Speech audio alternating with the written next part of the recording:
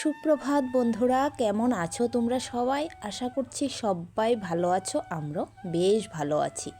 আমি রৌমা, আমার একটি ছোট্ট সংসারে তোমাদেরকে স্বাগত জানাই। আজকের বারটি বৃহস্পতিবার।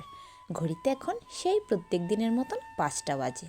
তো তোমাদেরকে সঙ্গে নিয়ে সেই ভোরবেলা থেকে আজকের ভিডিওটা শুরু করলাম।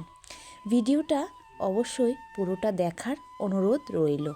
কেউ স্কিপ করে ভিডিওটা দেখো না। আর কেউ যদি নতুন বন্ধু হয়ে থাকো, অবশ্যই ভিডিও ভালো লাগলে চ্যানেলটাকে সাবস্ক্রাইব করে পাশে থেকো।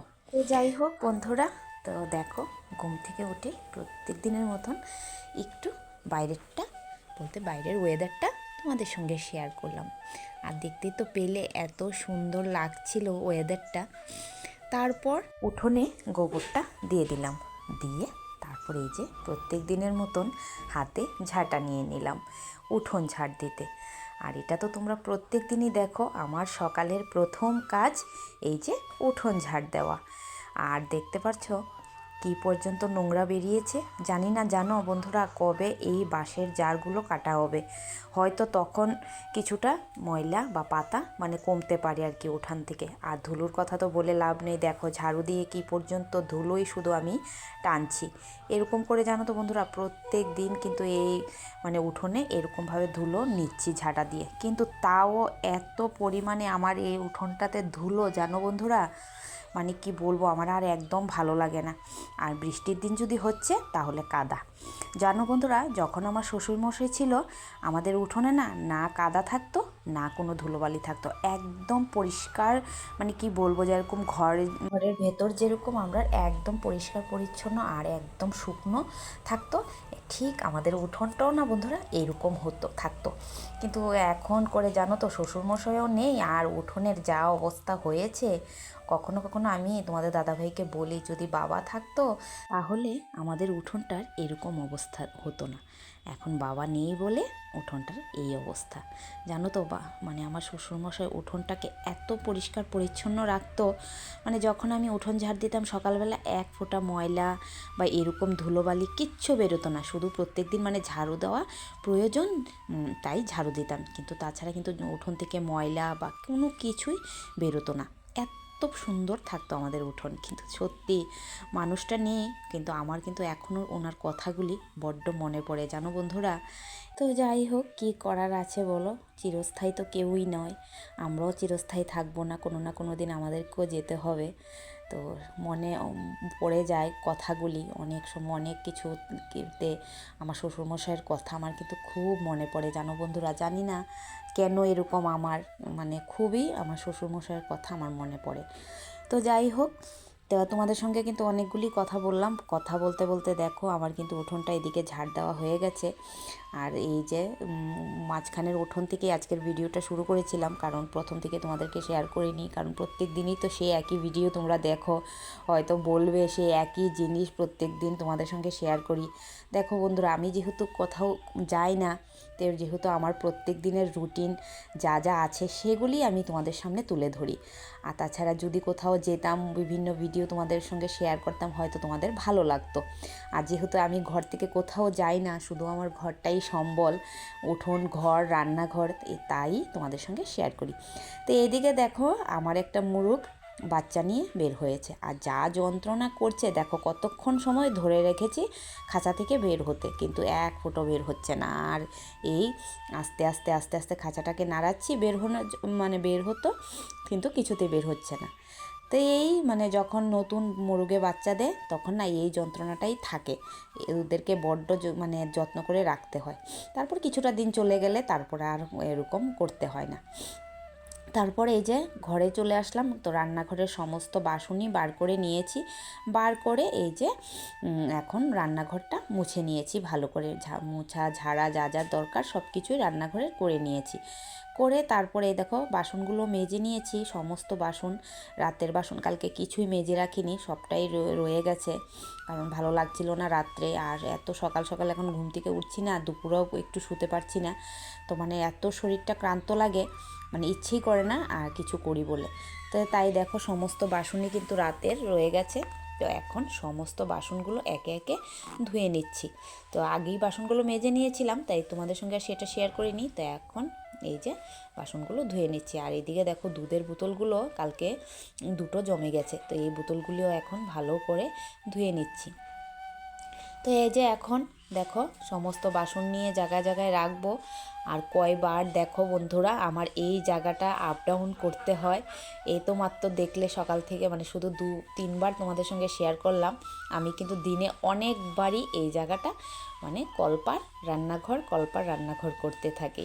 সেটা আমার মানে কি বলবো, হয়তো আমি যে কয় কিলোমিটার প্রত্যেক দিন হাঁটি, যদি এটা মানে কিলোমিটার হিসাব করা যেত তাহলে হয়তো বুঝতে পারতাম যে আমি প্রত্যেক দিন কতখানি জায়গা হাঁটি, জানো বন্ধুরা। তো যাই হোক, কলপারের সমস্ত বাসন কিন্তু মেজে নিয়ে চলে এসেছি। আর ফিল্টারে জল দেওয়া, ঘরে জল আনা, এই কাজগুলো আমার কমপ্লিট হয়ে গেছে।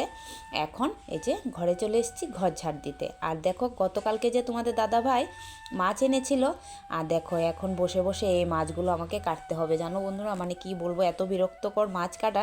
তার মধ্যে দেখো এক জাত নয় 2 জাতের ছোটো মাছ নিয়ে চলে এসছে।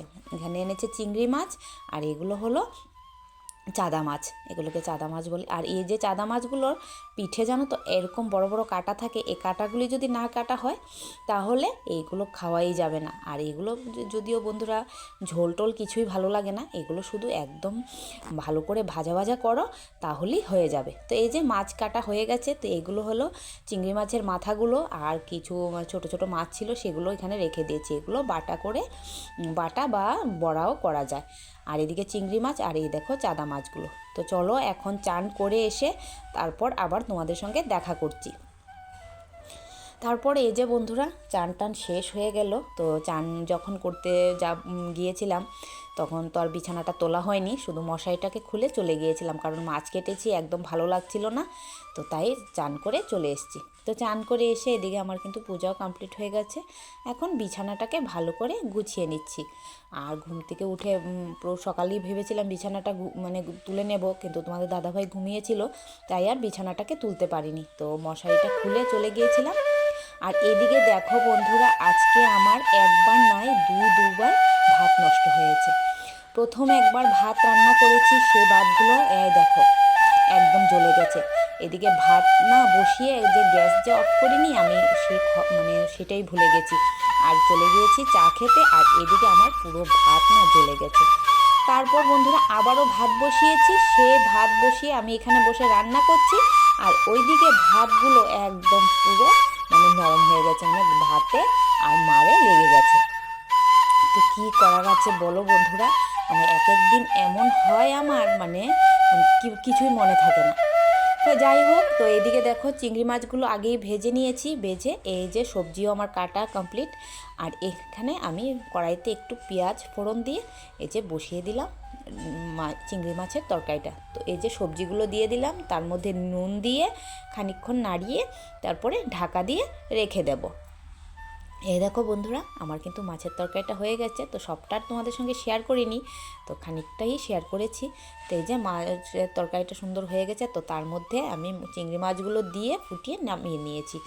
আর এদিকে দিয়ে দিলাম 2টো শুকনো লঙ্কা, দিয়ে দিলাম 5 ফোড়ন, আর এই যে এখানে দিয়ে দিলাম ঢেঁড়স। আজকে করব ঢেঁড়স পোস্ত। তো এখানে ঢেঁড়সটাকে দিয়ে দিলাম, দিয়ে ফোড়ন দিয়ে দিলাম, দিয়ে এই যে পোস্তটাকে এখন বেটে নিয়ে চলে আসবো। পোস্তটা আগে একটু ভেজে রেখেছিলাম।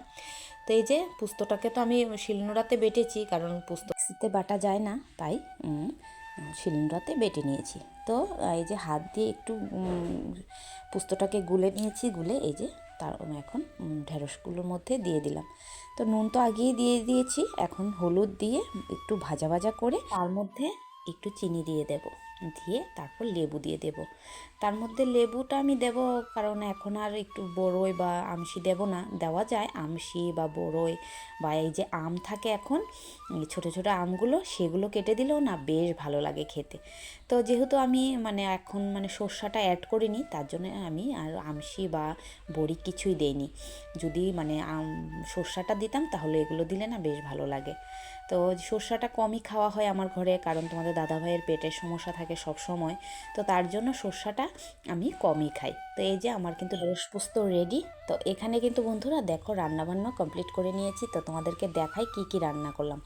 এই যে দেখো মাছগুলো, চাদা মাছগুলো, এগুলোকে ভাজা ভাজা করেছি, একদম মচমচ তেলের থেকে ছেঁকে তুলে ভাজা করেছি। মানে এগুলো এইভাবেই খেতে ভালো লাগে। আর চিংড়ি মাছ দিয়ে সবজি, আর এখানে ঢেঁড়স পোস্ত, আর এখানে আছে দেখো ছোট ঝালের ঘর থেকে গেল সাজনা চচ্চড়ি, তারপর শুটকি ভর্তা, আর এগুলি আছে কালকের তরকারি। এই যে উচ্ছে আলু ভাজা, আর এখানে মাছের তরকারি, এগুলো কালকের। তারপর এই যে বন্ধুরা দেখো আমার এই গাছটাতে কত সুন্দর ফুল ফুটেছে। ভেবেছিলাম মাঝখানে মরে যাবে, কিন্তু না, এখন করে দেখো কি সুন্দর ফুলগুলি ফুটছে। তো যাই হোক বন্ধুরা, মাঝখানে অনেক সময় চলে গেছে, কোনো ব্লগ ভিডিও আর তোমাদের সঙ্গে শেয়ার করতে পারলাম না। তো এই যে এখন সন্ধেবেলা, এই যে নতুন অতিথি এসছে আমার ঘরে, ওদেরকে তো আবার জাগাতে রাখতে হবে। তো দেখো একে একে করে হাতে হাত তুলে দিচ্ছি। আর জানো তো এগুলোকে না ধরা যাচ্ছিল না, এদিক থেকে এদিক, এদিক থেকে এদিক চলে যাচ্ছিল। বেশ ভালো লাগে এই ছোট ছোট থাকে যখন এগুলি, মুরগের বাচ্চাগুলো বেশ ভালো লাগে, ঠিক না বন্ধুরা? আর যখন বড় হয়ে যায় তখন তো আর ওদের কথা বলে লাভ নেই। এই দেখো কত কষ্ট করে এক একটাকে ধরলাম, ধরে খাঁচাতে দিলাম। তো যাই হোক, তারপর সন্ধে পুজো সমস্ত কিছু কমপ্লিট করলাম, করে এই যে বন্ধুরা এখানে বসিয়ে দিলাম সন্ধ্যের চা আর দুধ জাল। তো এদিকে দুধ চালটা আগেই হয়ে গেছে, তো এখন চাটা করছি। তো চলো বন্ধুরা, চা খেতে খেতে আজকের ভিডিওটা শেষ করলাম। ভিডিওটা কেমন লাগলো অবশ্যই কমেন্টে জানিও। ভালো যদি লেগে থাকে একটা লাইক করে অবশ্যই পাশে থেকো।